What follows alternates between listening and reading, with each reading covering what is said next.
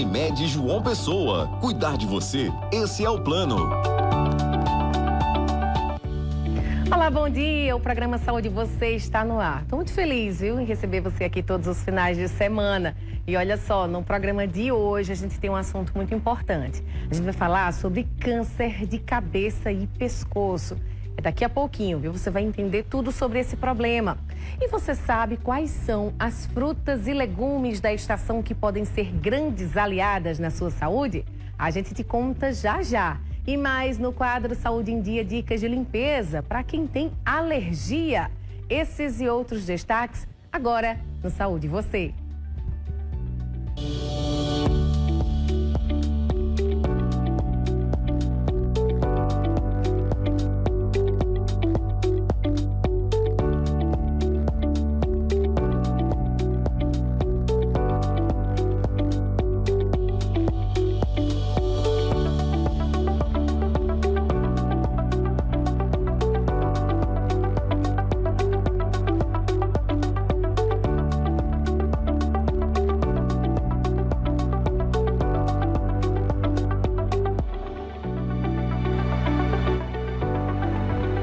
E olha só, a criançada está de férias, em casa, é uma época muito importante para descanso, mas isso aumenta o risco de acidentes domésticos.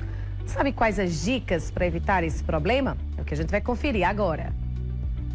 Há uma análise com relação a fatos de que é uma época que mais tem acidentes domésticos envolvendo crianças e por isso os próprios hospitais já fazem um alerta aos pais. Como proceder em caso de acidente doméstico com criança? Eu vim tirar as dúvidas a respeito desse assunto com o enfermeiro do SAMU, Tom Meirelles, para saber exatamente. Nessa época, a criançada está em casa, acaba muitas brincadeiras numa situação ali que pode ocasionar um acidente doméstico. O que o pai deve fazer na hora de verificar realmente esse acidente doméstico?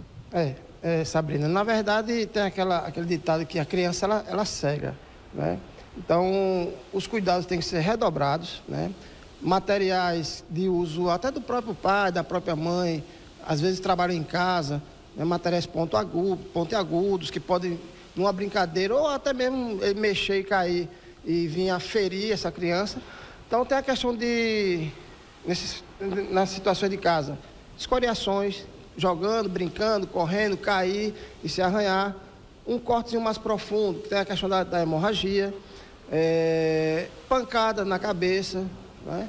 Então, nessas situações, os primeiros socorros são procedimentos que podem ser feitos em casa, né? Por exemplo, caiu numa quadra, arranhou um queixo, arranhou um cotovelo, arranhou um ombro, lava com água e sabão e ponto, tá certo? Para evitar infecções. A questão de um cortezinho no dedo, uma queda, bateu com um supercílio, cortou, a gente chama de pressão direta. Você pode pegar uma gaze, não tem gás na hora, você pode pegar uma camisa, um paninho, dobrar esse paninho, pressionar sobre o corte, até esse sangue coagular, né? Às vezes não é necessário nem remover para o hospital, mas se houver uma dúvida, você pode acionar um atendimento especializado, que é o SAMU 192, caso não pare esse sangramento. Muitas questões de engasgo, né? Questão de engasgo, que a gente sempre mostra na televisão, a questão de se for uma criança que já anda, a compressão abdominal, né? Se for aquele bebezinho, colocar nos braços e fazer o espalmar nas costas. A questão de insolação, né? Porque às vezes a criança vai para uma piscina, normalmente nos prédios hoje tem piscina, e perdem um horário, e que terminam pegando muito sol, né? Então, ter essa atenção nesse sentido, mas principalmente não perder a criança do foco, né? Porque às vezes a gente, não, está com outras crianças, vai se comportar, o adulto ele já não tem tanta responsabilidade, imagina a criança junto com outras crianças. A sua sozinha já vai dar problema, imagina quando ela se juntar com outros. Então, a algazarra vai estar feita, porém os cuidados têm que ser redobrados. Muito importante você falar sobre esses ambientes domésticos e aí a gente fica preocupado com relação a dentro de casa mesmo, até num ambiente mais fechado, por exemplo. O que é mais comum em termos de ocorrência, você quando está à frente do SAMU, que chegam até a unidade que realmente poderiam ser evitados caso tivesse mais atenção dos pais? Isso. Quedas pisando em tapetes, muito tapete por dentro da casa, a criança vai correr, vai aproveitar o tempo dela livre e aí desliza em tapetes, aqueles tapetes peludos, né? Sofrem uma queda, às vezes bate no centro. Né? Então, quanto mais espaço para essas crianças tiver em casa, se não tiver uma área de lazer, a mãe vai ter que afastar um sofá, vai ter que tirar um centro, ela vai ter que tirar toda aquela estrutura da casa para transformar numa área de lazer para essa criança ou essas crianças. Então, quedas, cortes, queimaduras, né? Vou fazer pipoca, às vezes não tem um micro-ondas, faz na panela e queima, né? Vou fazer um brigadeiro, né? Uns maiorzinhos, queima, não estou acostumado. Então, cortes, escoriações, queimaduras são as coisas mais frequentes em casa. Pois é, né? E às vezes a gente sabe que não foi responsabilidade do adulto, né? Como se diz, criança cega, mas tem que ter um responsável próximo dessa criança, porque se acontecer alguma coisa, para agir rápido, principalmente com relação aos primeiros socorros e fazer os encaminhamentos corretos, para não ter problema nenhum e as férias continuarem normalmente. E olha só, é considerado pelo Instituto Nacional de Câncer um dos tipos mais incidentes. É o câncer de cabeça e pescoço. E ele foi responsável por mais de 20 mil mortes no Brasil no ano de 2019, com a estimativa de mais de 680 mil novos casos por triênio no mundo. E eu conversei com um médico especialista no tratamento desse tipo de câncer, que vai nos ajudar a entender e principalmente se prevenir contra essa doença. Acompanhe. Finalzinho do mês de julho, a gente tem um tema importante para debater, é o câncer de cabeça e pescoço, dia 27, uma data muito especial, por isso hoje a gente traz esse assunto em pauta e a gente vai conversar com um especialista no assunto, o Dr. Clécio Fernandes, que tem muito para contar para a gente se prevenir. É algo que dá para prevenir, não é isso, Dr. Clécio? Estamos hoje aqui para responder algumas perguntas, tá? E com certeza vai ser muito importante para você que está em casa. Com certeza. Nessa região de cabeça e pescoço, quais os tipos que são os mais comuns de câncer? O mais comum começa o que está visível, a pele da região da cabeça e pescoço, tá? É a região mais exposta, geralmente a gente não cobre essa região. E o principal fator de risco do câncer de pele, Thaís, é o sol. Então, sobretudo aquelas pessoas brancas que não têm tendência ao bronzeamento, não têm aquele pigmento chamado melanina, mais presente nas pessoas de cor mais escura. Então, é o local mais comum do câncer, é a região da cabeça e pescoço, o câncer de pele. Mas não só o câncer de pele, mas o câncer de boca, o câncer de língua, o câncer de garganta, o câncer da laringe, o da faringe, a tireoide e alguns outros cânceres do pescoço. E aí eu acredito que para cada região dessa tenha uma prevenção específica, né? Para o sol a gente já sabe que é protetor solar. Exatamente. Protetor solar, se expor em horários mais adequados, antes das 10 e após as 16 horas, sempre utilizando o protetor solar, replicando a cada 2 horas, utilizando os adornos, né? Chapéus, óculos escuros. E assim, a prevenção do câncer, o câncer de pele é até mais fácil, mas lembramos que moramos em um país tropical, em que as pessoas adoram expor as suas belezas, mas com cuidado e moderação. Outro tipo de proteção para que a gente evite o câncer é uma boa alimentação, tá? À base de frutas, verduras, que são, a gente chama de, até um nome difícil, antioxidantes, mas isso resumindo, é alguma coisa que vai melhorar a sua longevidade, vai evitar alguns tipos de câncer ao longo da sua vida e vai proteger não só contra o câncer, mas proteger seu coração também. E a gente, quando fala de um hábito bem ruim para a nossa saúde, que é o cigarro, o tabagismo, a gente pensa logo no câncer de pulmão que pode estar relacionado, mas na boca também. Sim. O tabagismo, que a gente fala, o cigarro, tá? Ele é a principal causa do câncer de uma forma geral, gente, tá? Segundo dados da Organização Mundial de Saúde, mais de 20 milhões de pessoas vão desenvolver câncer no mundo e mais de 10 milhões vão morrer por conta do câncer. E o principal fator de risco é o tabagismo. Hoje em dia, você não vê campanhas na televisão induzindo ao uso do cigarro.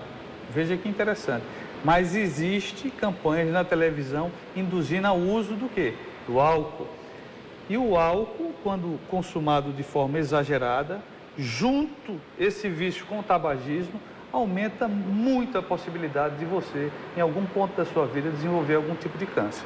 E aí é comum muita gente procurar só o médico quando já está sentindo alguma coisa. No caso do câncer dessa região de cabeça e pescoço, se dá algum sinal antes mesmo, dá tempo ainda se prevenir ou, na verdade, evitar um agravamento dessa doença a partir de um sinal ou não? O ideal é a gente já fazer um acompanhamento porque o câncer pode se desenvolver muito rápido.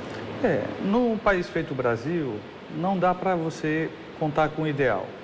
A grande massa precisa do Sistema Único de Saúde, que a gente sabe são grandes filas.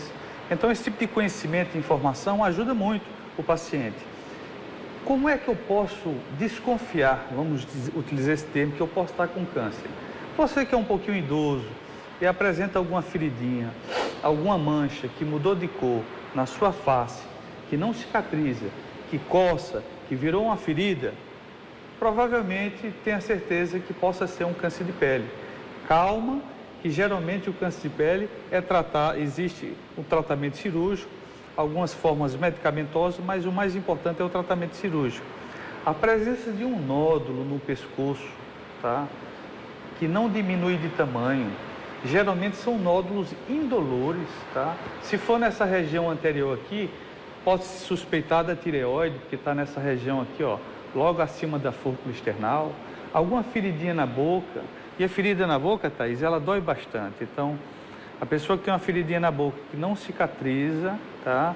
Mais de 15 dias, já liga o alerta amarelo para procurar um especialista. E qual seria o especialista mais fácil de encontrar?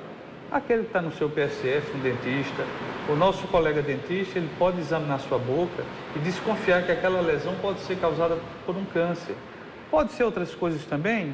Pode ser um fungo, pode ter sido um trauma de uma prótese, mas se for um câncer, é importante que o diagnóstico seja preciso, tá? E aí o colega vai encaminhar para um cirurgião de cabeça e pescoço, que é o profissional habilitado a tratar esse tipo de câncer. Tem exames específicos para a detecção do câncer? Existem esses exames, mas uma coisa importante no diagnóstico também do câncer é a voz. Você que alterou sua voz e apresentou uma rouquidão persistente, acompanhado dessas lândras ou nódulos, vamos dizer assim, tem que procurar um especialista em oncologia, ou um otorrino, um cabeça e pescoço. Pode ser um sinal que você esteja com câncer de laringe, que é o órgão da voz, um instrumento que a gente utiliza de forma corriqueira. Mas assim, como você me perguntou, quais os exames que poderia fazer, o mais importante é esse aqui, ó. O exame, a conversa com o profissional, e daí ele vai fazer um exame físico, vai coletar a sua história, seu histórico familiar de doença, se as pessoas na família adoecem de algum tipo específico de câncer. E assim, e aí ele vai solicitar para o pescoço, por exemplo, tireoide, um exame importante é a ultrassonografia, que é realizada. Se for na boca, aí já a tomografia seria um exame melhor, tá? Então, se for na garganta, de repente uma endoscopia, que a gente chama de videolaringoscopia, é uma endoscopia, vamos dizer assim, tá aí, da voz. Então, vai depender do seu problema. O importante, suspeitar, procurar uma consulta com o especialista. A gente já vê câncer de pele em pessoas mais idosas, mas nessa região de cabeça e pescoço também é possível acometer já jovens, adolescentes, crianças? Sim, é muito comum. Uma das causas do câncer, na verdade, são mutações, tá, no DNA da criança, vamos dizer assim, que faz com que aquela criança seja suscetível ao desenvolvimento de alguns tumores. O mais comum realmente é cometer em adultos por conta dos maus hábitos, mas, vez por outra, tá, você pode encontrar por conta das mutações e algumas doenças hereditárias que são transmitidas de pai para filho. E aí, tem cura? O câncer tem cura toda vez que você diagnostica numa fase precoce. Quase certeza que vai ser curado. O problema é que no nosso país, essa doença é diagnosticada em uma fase tardia. Aí a cura é pouco provável, mas mesmo assim existe um tratamento para amenizar, vamos dizer aqui, aquele sofrimento. Eu já ouvi falar de pacientes de câncer que após a cura, ainda assim tem que ter um acompanhamento mais com menos tempo, mais curto do que uma pessoa que nunca teve câncer. Realmente há esse cuidado pós-cirurgia? Sim, Thaís. Quando a pessoa tem um câncer, ele passou pelaquela via crucis, e graças a Deus, vamos dizer assim, houve aquela ressurreição, ele foi curado daquele câncer, é importante que o médico faça um acompanhamento mais próximo, consultas inicialmente mensais, depois bimestrais, trimestrais, até o ponto que ele vai acompanhar aquele paciente uma vez por ano, até completar mais ou menos 5 anos, e aí ele dá alta ao paciente, entendeu? E é um momento de muita alegria para o paciente. Então esse acompanhamento, na verdade, é um zelo que os cirurgiões oncológicos eles têm com esses pacientes, para poder detectar uma recidiva, que é quando o tumor recorre, ainda de uma forma precoce. E aí o tratamento fica bem mais simples e bem menos dolorido para o paciente. E aí esse trabalho preventivo, o ideal era que toda a família fizesse e após a detecção do câncer em algum membro da família, toda a família também ajudasse. Eu acho que esse apoio é muito importante, né? O apoio familiar é fundamental. Na hora dessa, existe uma dimensão espiritual, tá? Psicológica, que o paciente ele precisa ser acolhido, tá? A gente não pode olhar as falhas que levaram àquela doença, mas vamos reconstruir o futuro. E o futuro, muitas vezes o câncer, é interessante que algumas famílias, às vezes até despedaçada, quando alguém na família desenvolve um câncer, aquela doença acabou trazendo um motivo de união e a superação daquela doença acaba trazendo um norte diferente para aquela família. E é importante a gente saber, né, dos casos que tem na família, porque nesse histórico, o médico ao perguntar, ele vai querer, né, ter algum indicativo, porque o olhar também para aquele paciente vai ser diferente. Exatamente. Por exemplo, às vezes, por que esse determinado tipo de câncer acometeu uma paciente jovem? Quando você vai observar o histórico da família, a mãe teve o câncer, o irmão teve um câncer, o tio teve um câncer. Então, é alguém que tem uma história familiar muito forte de câncer. Então, são pessoas que devem ter mutações, alguma doença hereditária, que justifica aquela doença numa fase tão precoce. O que é que o senhor diria para esses pacientes que estão nesse momento em tratamento, né, nessa região, principalmente de câncer de cabeça e pescoço que a gente está falando agora, para motivá-los ainda mais e fazer com que as famílias também se unam e procurem também se prevenir para não passar pelo mesmo problema? Olha, dizer que você vai estar na mão do bom especialista, vai ter um ótimo tratamento, provavelmente vai se curar. Utilize essas mensagens para modificar seus hábitos, abandone o tabagismo, se puder também o alcoolismo, se não quiser abandonar o alcoolismo, que seja apenas de forma social e se alimente de uma forma melhor. O que você coloca para dentro do seu corpo vai ser transformado em alguma coisa. Se você coloca frutas, verduras, cereais, fibras, as fibras são verdadeiras vassouras que vão limpar seu intestino, para evitar câncer de intestino, por exemplo. Agora, se você coloca para dentro o tabagismo, o alcoolismo e uma coisa importante, Thaís, gerenciar seu estresse, tá? Promover atividades físicas. A fé ajuda bastante, a fé ela aumenta a nossa imunidade, inclusive. Ter fé, tá? Vá para uma igreja ou para uma comunidade, vá fazer algum bem a alguma instituição. Isso lhe dá um gás e lhe dá a coisa mais importante da nossa vida, que é o sentido da vida. Você tem um sentido da vida. Então, se você está nessa via crucis aí, você não vai estar só. Confie no seu médico, na equipe multidisciplinar, que certamente o resultado vai ser muito favorável. Verdade. Mente e corpo, né? Tem que andar os dois muito bem. Exatamente. Verdade. Muito obrigada pela tua participação. E agora a gente volta ao estúdio. Eu que agradeço. E você sabia que os clientes da Unimed João Pessoa contam com um sistema online que agiliza a hora da internação? É o Interna Fácil, que a gente vai entender agora como funciona. Cuidar da Unimed João Pessoa é para todas as horas, até para aquelas em que você e o seu médico podem programar sua cirurgia. Conheça o Interna Fácil, o sistema online que agiliza sua internação para cirurgias eletivas no Hospital Alberto Urquiza Vanderlei, com check-in sem sair de casa e todo o conforto do maior plano de saúde. Acesse unimedjp.com.br e saiba mais. Unimed João Pessoa, responsável técnico Dr. Fulvio Petrucci, CRMPB 5167. Olha só, que as frutas, verduras e legumes fazem muito bem para a saúde, é fato, a gente já sabe. Mas se esse grupo estiver na melhor estação do ano, ainda vai fazer mais sucesso para a sua saúde. A alimentação saudável com frutas da estação e legumes fazem toda a diferença. Você quer saber por quê? Acompanhe na reportagem. Feiras livres não faltam opções de frutas, verduras, legumes e raízes de qualidade. Por vezes, tem produtos que estão ruins ou caros. Provavelmente não fazem parte dos alimentos da época. Dar preferência ao que é colhido na safra certa traz muitos benefícios. Quais são essas frutas que vão estar aí na safra do mês de agosto? A gente pode destacar algumas delas, como a laranja-lima, a tangerina, o kiwi, temos também a maçã, a banana, o abacate, o morango. E também, junto com isso, a gente tem os legumes e as verduras, né? Que a gente pode destacar aqui o agrião, a couve-folha, também temos de legumes a abóbora, temos também a batata doce, tanto a batata doce quanto a batata inglesa. Quais são os benefícios de nós adquirirmos esses alimentos durante essa época, durante a safra? Primeiramente que a gente vai ter alimentos mais nutritivos, mais saudáveis. E por quê? Porque nessa época do ano, como eles conseguem ser produzidos em maior escala, então a gente vai conseguir comprar esses alimentos com menos agrotóxicos. Fora isso, também nós conseguimos adquiri-los por preços menores, né? Já que é produzido em maior quantidade, acaba barateando também esses alimentos. Tudo isso faz parte da alimentação do casal Valdenice e Adalto. Eles preferem o que é natural por conta da saúde. Muito bom aqui. Mandioca, inhame, batata, tudo é bem em conta. O consumo desses alimentos é de extrema importância no dia a dia, na saúde de forma geral, mesmo para pessoas que não têm patologias.